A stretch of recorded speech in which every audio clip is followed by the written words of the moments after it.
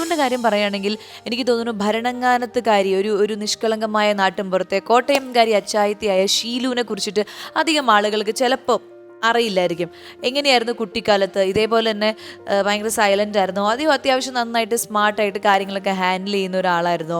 അല്ല, ഞാൻ അങ്ങനെ ഭയങ്കര സൈലന്റ് ഒന്നും അല്ല. ഞാൻ കേട്ടിട്ടുണ്ട് അത് അത്യാവശ്യം നന്നായി സംസാരിക്കും, കുറേ വർത്തമാനം പറയാൻ ഇഷ്ടമുള്ള ആളാണ്, നല്ലൊരു സെൻസ് ഓഫ് ഹ്യൂമർ ഉള്ള ഒരാളാണ്. അതൊക്കെ അത് അങ്ങനെ ആളാണ്, പക്ഷെ അത് എല്ലാവർക്കും അറിയില്ല.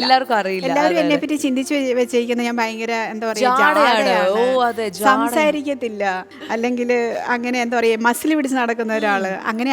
ശരിക്കും നമ്മൾ real life and real life is totally different. അപ്പോൾ അതിൽ റിയൽ ലൈഫിൽ ഞാൻ ഭയങ്കര ഹ്യൂമർ സെൻസ് ഉള്ള, അല്ലെങ്കിൽ ഭയങ്കര വർത്തമാനം പറയാൻ ഇഷ്ടപ്പെടുന്ന, ചിരിക്കുന്ന, തമാശ പറയുന്ന, എല്ലാത്തിനെയും പ്രാക്ടിക്കലായിട്ട് ഹെൽപ്പിംഗ് മെന്റാലിറ്റി ഉള്ള. അതൊരു പക്ഷേ നേഴ്സ് ആയതുകൊണ്ടാവാം. എവിടെയാണ് നഴ്സിംഗ് പഠിച്ചതും ഒക്കെ? ഹൈദരാബാദിലാണ് പഠിച്ചത്. അതിനുശേഷം ജോലി ചെയ്തു, ബോംബെയിൽ ജോലി ചെയ്തു. പിന്നെ വിദേശത്ത് വളരെ കുറച്ച്, 1 year പോലും ചെയ്തില്ല. അപ്പോഴേക്ക് കല്യാണം കഴിച്ചു.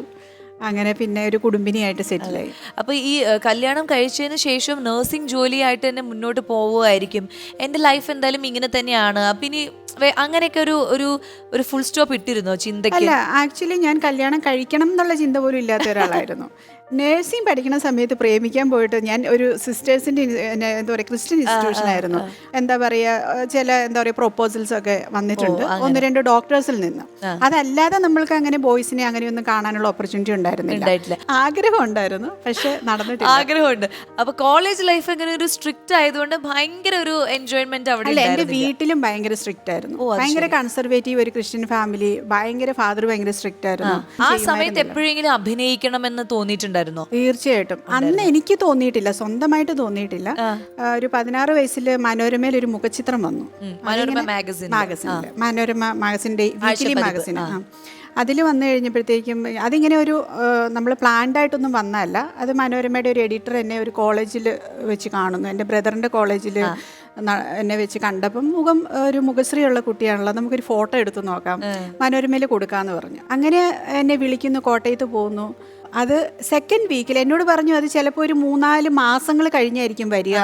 അപ്പോൾ ഒത്തിരി ക്യൂ ഇങ്ങനെ ഫോട്ടോസ് ഉണ്ടെന്നൊക്കെ പറഞ്ഞ് വിടുന്നു. അപ്പോൾ അന്ന് ഞാൻ ചെറിയ കുട്ടി, എനിക്കും വലിയ അതിനെപ്പറ്റി വിവരമില്ല, അറിവൊന്നുമില്ല. എൻ്റെ ബ്രദറും എന്നെക്കാളും വലിയ പ്രായം കൂടുതലൊന്നുമില്ല. അപ്പോൾ അങ്ങനെ പോയിരുന്നു. പക്ഷേ 2ാമത്തെ ആഴ്ച എൻ്റെ ചാച്ച ഇങ്ങനെ കടയിൽ പോയിട്ട് തിരിച്ചു വരുമ്പോൾ കടയിലൊക്കെ ഇങ്ങനെ ചെറിയ മുറുക്കാൻ കടകളിലൊക്കെ ഭയങ്കര ബഹളം. അവിടെ പുള്ളി ഇതൊന്നും ശ്രദ്ധിക്കുന്നില്ല. എല്ലാവരും അവിടെ നിന്ന് സംസാരിക്കുന്നു. അപ്പോൾ എൻ്റെ ചാച്ചയെ കണ്ടപ്പോഴത്തേന് വാ വാ വാ വാ ഇത് മോളെന്ന് പറഞ്ഞിട്ട് പുള്ളിക്ക് അന്നേരമാണ് പുള്ളി ഇത് അറിഞ്ഞിട്ട് പോലും ഉണ്ടായിരുന്നില്ല. പുള്ളി ഭയങ്കര സ്ട്രിക്റ്റ് ആണ്. ഇത് കണ്ടിട്ടില്ല.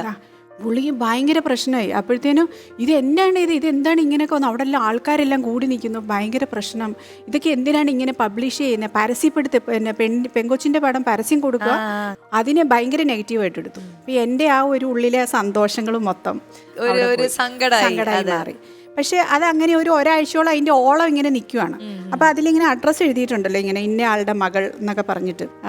ഒരാഴ്ച കഴിഞ്ഞപ്പോഴത്തേന് പിന്നെ എഴുത്തുകളുടെ പ്രവാഹമാണ് ഈ അഡ്രസ്സിലേക്ക്.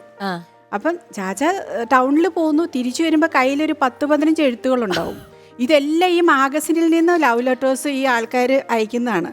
അങ്ങനെ ഞാൻ 216, ഇപ്പോഴും എൻ്റെ ഓർമ്മയുണ്ട്, 216 എഴുത്തുകൾ എനിക്ക് വന്നു ടോട്ടൽ. അപ്പോൾ അതിനകത്തുനിന്ന് കുറേ ഇങ്ങനെ ഈ ഒഫീഷ്യൽ ലെറ്റേഴ്സ് ഉണ്ടായിരുന്നു. പ്രൊഫഷണലി എഴുതിയിരിക്കുന്ന കുറച്ച് ഇങ്ങനെ വളരെ അച്ചടി ഇങ്ങനെ ഈ ടൈപ്പ് ചെയ്തിട്ടൊക്കെ ഉള്ള, അത് കുറച്ച് മോഡലിംഗ് രംഗത്ത് നിന്ന്, സീരിയൽസിൽ നിന്നൊക്കെയുള്ള, സിനിമയിൽ നിന്നൊക്കെയുള്ള ഓപ്പർച്യൂണിറ്റീസ്. അത് കുറേ ഒരു 10 പിടിച്ചു. ഈ 216-നകത്ത് ഒരു 10 അങ്ങനത്തെ ആയിരുന്നു. പക്ഷെ അതിൽ ഈ പ്രേമലേഖനങ്ങൾ ഭയങ്കരമായിട്ട് പ്രേമമൊക്കെ എഴുതുന്നുണ്ടല്ലോ, അതെല്ലാം വായിക്കുന്നതേ ചാച്ച അന്നേരം ചുരുട്ടിക്കൂട്ടി. അപ്പോൾ ഞാൻ ചുരുട്ടിക്കൂട്ടല്ലേ പ്ലീസ് അതെനിക്ക് സൂക്ഷിച്ചു വെക്കണം, എൻ്റെ ഓർമ്മയാണെന്നൊക്കെ പറഞ്ഞിട്ട് അമ്മച്ചിയുടെ കാലും കൈയൊക്കെ പിടിച്ച് ഞാനിതെല്ലാം സൂക്ഷിച്ചു വെച്ചു. അതിൽ ഏതെങ്കിലും ഒരു ഓർമ്മ മനസ്സിൽ എപ്പോഴും സൂക്ഷിച്ചു നിൽക്കുന്ന എന്തെങ്കിലും ഒരു വരി? ഒരാള് ചോരയിൽ എഴുതിയായിരുന്നു. ചോര കൊണ്ട് ആണെന്നും പറഞ്ഞിട്ട് ചോര പോലെ ചോര കൊണ്ടാണെന്ന് പറഞ്ഞിട്ടുള്ളൊരു എഴുത്ത്. ചോരയാണോന്നറിയില്ല, അതിന് വല്ല പെയിന്റ് ആണോന്നറിയില്ല. എന്റെ ചോര കൊണ്ടാണ് എഴുതിയിരിക്കുന്നത്, എനിക്ക് നിന്നോട് പ്രണയമാണ്, അങ്ങനെയൊക്കെയാണ്. നിന്റെ മുഖം എൻ്റെ മനസ്സിൽ പതിഞ്ഞു. അതെ അങ്ങനത്തെയൊക്കെ സാധനമാണ്. പക്ഷെ ഈ എഴുത്തുകൾ ഇങ്ങനെ ഞാൻ എല്ലാ വർഷവും വന്ന് വായിക്കുന്നു, അങ്ങനെ വയ്ക്കുന്നു. പക്ഷേ അൺഫോർച്ചുനേറ്റ്ലി എന്ന് വേണേൽ പറയാം, ഞാൻ നഴ്സിംഗ് പഠനം കഴിഞ്ഞ് ബോംബെയിലേക്ക് പോകുമ്പോഴേക്കും ഞങ്ങൾ അവിടുന്ന് വീട് മാറി വേറൊരു സ്ഥലത്തേക്ക്, വാഴക്കുളം എന്ന് പറഞ്ഞ സ്ഥലത്തേക്ക് പോവാണ്. അപ്പം ഞാനവിടെ ഇല്ല. അപ്പം എൻ്റെ ഈ കാലിപ്പെട്ടി എന്ന് പറയുന്നത് എൻ്റെ ചാച്ചനെ സംബന്ധിച്ച് അതൊന്നുമില്ല, അതിൽ വാല്യബിൾ ആയിട്ടുള്ള ഒന്നുമില്ല. പക്ഷെ എൻ്റെ ഒരു കുഞ്ഞു കുഞ്ഞ് ഇഷ്ടങ്ങളൊക്കെ ആയിരുന്നു അതിനകത്ത് ഉണ്ടായിരുന്നത്. പക്ഷെ എന്ത് ചെയ്യാം, ആ പെട്ടി അവിടെ ഉപേക്ഷിച്ചിട്ടാണ് എൻ്റെ വീട് ഷിഫ്റ്റ് ചെയ്യുന്നത്. പക്ഷെ എനിക്കത് ഇപ്പോഴും അത് മിസ് ചെയ്യുന്നുണ്ട്. ഇപ്പോഴും എനിക്കത് ഇപ്പം വായിക്കുവാണെങ്കിലും ഒന്ന് ആലോചിച്ച് നോക്കിയേ, ഭയങ്കര രസമായിരിക്കില്ലേ. ഇത് കാണുന്നുണ്ടെങ്കിൽ അന്ന് എഴുതിയ ആൾക്കാർ ആരെങ്കിലും ഇപ്പൊ ഇത് കാണുന്നുണ്ടെങ്കിൽ ഒന്നും കൂടി ഒരു എഴുത്ത് എഴുതിക്കോളൂ അല്ലേ? അതെ അതെ. പക്ഷെ എന്തായാലും അന്ന് മോഡലിംഗിൽ നിന്നും ഒക്കെ ഓഫേഴ്സ് വന്നിട്ട് പോവാൻ പറ്റാതെ എനിക്ക് തോന്നുന്നു ഉള്ളിൽ എവിടെയോ ദൈവം അങ്ങനെ ഒരു വഴി ഇട്ടിട്ടുണ്ടാവാം. അതുകൊണ്ടാണ് അത് ഭർത്താവിന്റെ രൂപത്തില് അദ്ദേഹം, എനിക്ക് തോന്നുന്നു ദൈവം ഒരു ഭർത്താവിന്റെ രൂപത്തിൽ ഒരാളെ അയച്ചു. അദ്ദേഹം എല്ലാത്തിനുള്ള ഒരു സൗകര്യം അല്ലേ? ഞാൻ കേട്ടു അദ്ദേഹം സിനിമ എടുക്കുന്ന തന്നെ ഷീലു ചേച്ചി അഭിനയിപ്പിക്കാൻ വേണ്ടിയിട്ടാണ്. അങ്ങനെ എന്നെ അഭിനയിപ്പിക്കാൻ വേണ്ടി നമ്മൾ അങ്ങനെ ഒരിക്കലും, നമ്മളിപ്പോൾ ഒരു ലോഡ് പൈസയും കൊണ്ട് വന്നു കഴിഞ്ഞാൽ ആർക്കെങ്കിലും നടിയാവാൻ പറ്റുമോ? ഇല്ല. അത് നമ്മൾക്ക് അതിനുള്ള ഒരു ടാലൻ്റ് ഉണ്ടാവണം, അല്ലെ അതിനുള്ള ഒരു എല്ലാം ഉണ്ടാവണം. പിന്നെ നമ്മളെ അക്സെപ്റ്റ് ചെയ്യണം. പക്ഷെ എൻ്റെ കേസിൽ ഞാൻ ഒരുപാട് സിനിമകൾ 18 സിനിമകൾ ഇപ്പോൾ ചെയ്തിട്ട് നിൽക്കുന്നു. അപ്പം അന്ന് വരുന്ന ഒരു അഡ്വർടൈസ്മെൻറ്റ് ചെയ്യാൻ വേണ്ടിയിട്ട് നമ്മൾ തീരുമാനിക്കുകയാണ് നമ്മുടെ കമ്പനിക്ക് വേണ്ടിയിട്ട്. അപ്പോൾ നമ്മൾ പുറത്തുനിന്നൊരു മോഡലിനെ ഇങ്ങനെ നോക്കുമ്പോൾ, മലയാളിയാണ് അതിൻ്റെ ഡയറക്ടർ.